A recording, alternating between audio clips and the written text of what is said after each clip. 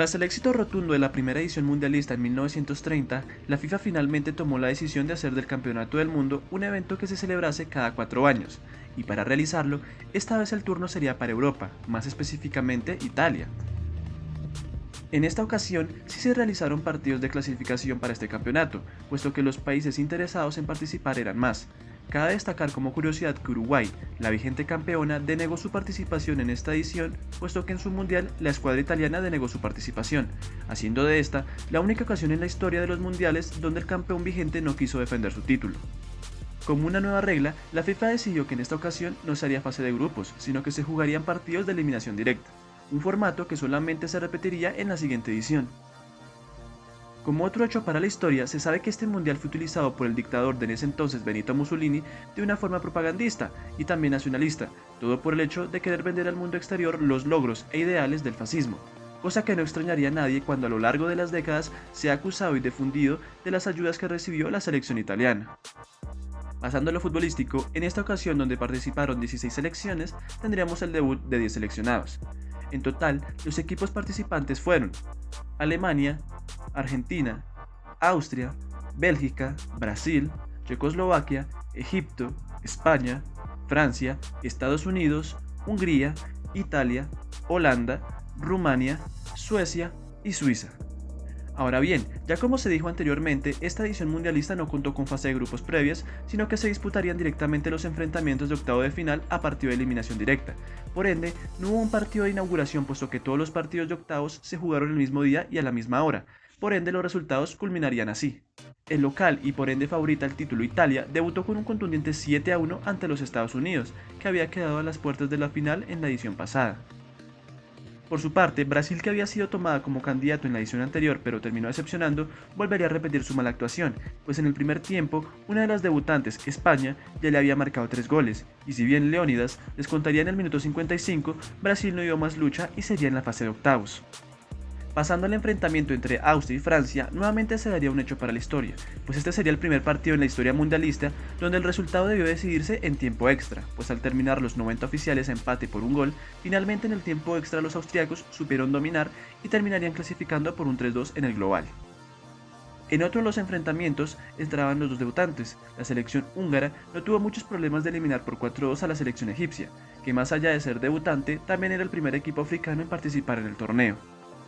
Por otro lado, Checoslovaquia pudo derrotar por 2-1 a Rumania. Suiza eliminó por 3-2 a Holanda. Alemania con un contundente 5-2 se despachó a Bélgica.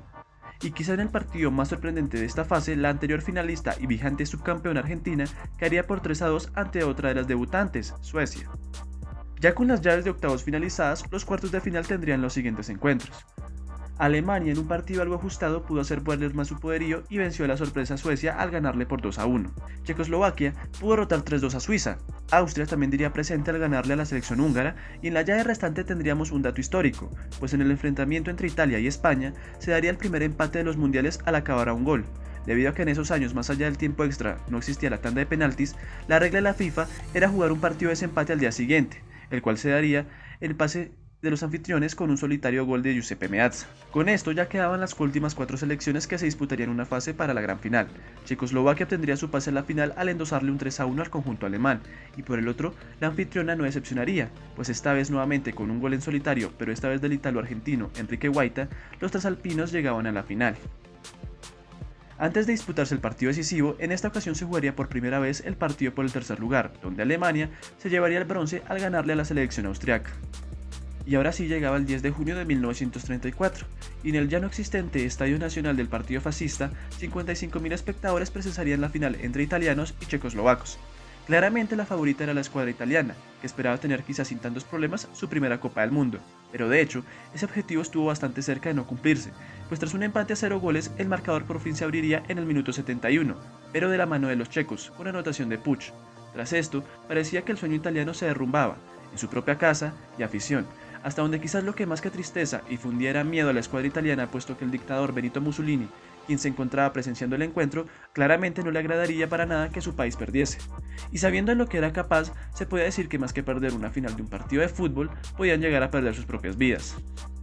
Por suerte para el equipo, vaya uno a saber si motivados por el deportivo o por el miedo, pudieron dar la remontada épica, puesto que faltando 9 minutos para el final, Viviano Orsi anotaría el empate con lo que todo se calmaba de momento y daba esperanza a la Azzurra de dar pelea. Finalmente los 90 minutos acabarían y es así como por primera vez en la historia la final de un mundial se decidiría en tiempo extra. Y aquí es donde Angelo Schiavio anotaría el 2-1, con el que finalmente la selección italiana gritaría campeón. Con esto, nuevamente se repetiría la historia del mundial pasado, donde la anfitriona se coronaría invicta en su propia casa y dando vuelta al resultado en la final. Este mundial quizás será más recordado y hablado no por lo futbolístico sino por razones políticas, puesto que se tiene como un total uso del fútbol con fines de propaganda, para en este caso hacer ver los logros que el fascismo llevaba en su tiempo de existencia. Pues ni la propia FIFA pudo evitar cosas tales como el saludo fascista que jugadores debían hacer y un montón de carteles alegóricos, así como telegramas que el histórico entrenador Vittorio Pozzo recibía donde se le presionaba e instaba de que debía ganar sí o sí.